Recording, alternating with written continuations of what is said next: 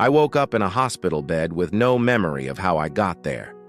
The fluorescent lights burning my eyes as a nurse rushed to my side telling me I'd been in a catastrophic car accident 3 weeks ago.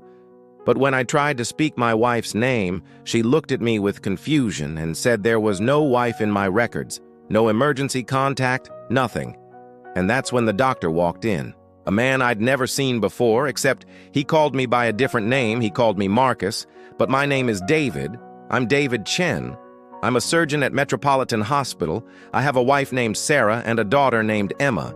But this doctor, Dr. Harrison, he sat down slowly and told me something that shattered everything I thought I knew.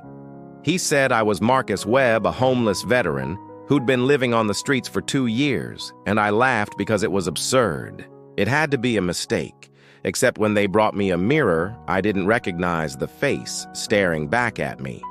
The weathered skin, the long, matted beard, the hollow eyes of someone who'd been broken by life. And I screamed. I screamed until my throat was raw because this couldn't be real. But then Dr. Harrison showed me fingerprints, dental records, a military ID from 15 years ago. Everything pointed to me being Marcus Webb, and I kept insisting they were wrong. I remembered my life. I remembered performing surgery just yesterday. I remembered kissing Sarah goodbye that morning. But when they let me use a phone to call her, the number didn't exist. And when I gave them my address, they found an empty lot where my house should have been. Nothing made sense until a psychiatrist named Dr. Elena Reeves came to evaluate me. And she listened to every detail of my other life. And instead of dismissing me, she looked troubled, deeply troubled. And she asked me to describe specific surgeries I'd performed, and I did in perfect medical detail. Procedures that Marcus Webb, with only a high school education, shouldn't possibly know. And that's when she revealed something that made my blood run cold. She said there had been another patient 6 months ago, a man named Thomas, who claimed to be living someone else's life after a head injury, and he'd described the same hospital I worked at, the same colleagues, and 3 weeks after making these claims, Thomas was found dead in his room, apparent suicide. But Dr. Reeves never believed it. And now here I was with the same impossible story. And she whispered that I needed to be very careful about who I trusted because someone didn't want the truth coming out. And that night I couldn't sleep. I kept touching my face, this stranger's face, trying to understand how my consciousness, my memories, my entire identity could be trapped in the wrong body.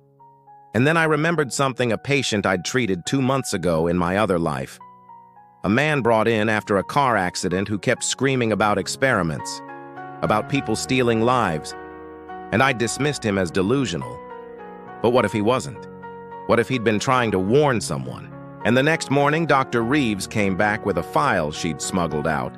It showed brain scans of 3 patients, including me and Thomas, and all of us had identical anomalies in our hippocampus, something that shouldn't be possible unless someone had done something to us.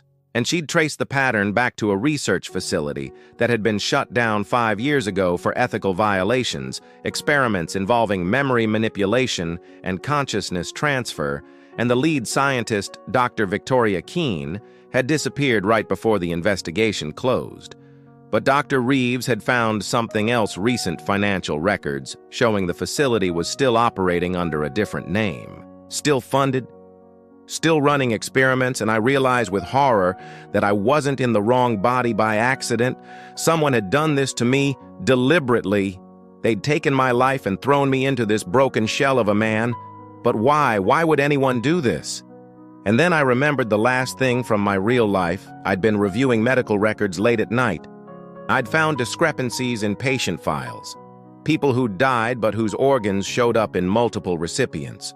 More organs than one body should have. And I'd been about to report it when everything went dark. And now I understood I'd discovered something I wasn't supposed to see, and they'd erased me, not by killing me, but by making me disappear into someone else's existence, where no one would ever believe me.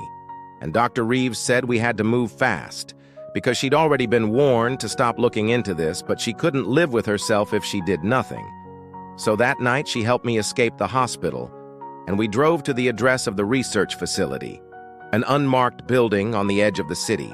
and we broke in through a side entrance, finding labs full of equipment I recognized from neurosurgery machines that could map and manipulate brain activity, and then we found the files, dozens of them.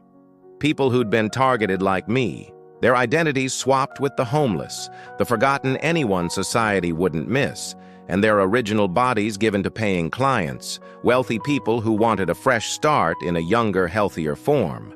It was consciousness, trafficking, selling new lives to the highest bidder, and my body. David Chen's body had been sold to a billionaire named Richard Ashford, who'd been dying of cancer. He was living my life now, sleeping next to my wife, raising my daughter, and no one knew the difference, and I felt such rage I could barely breathe.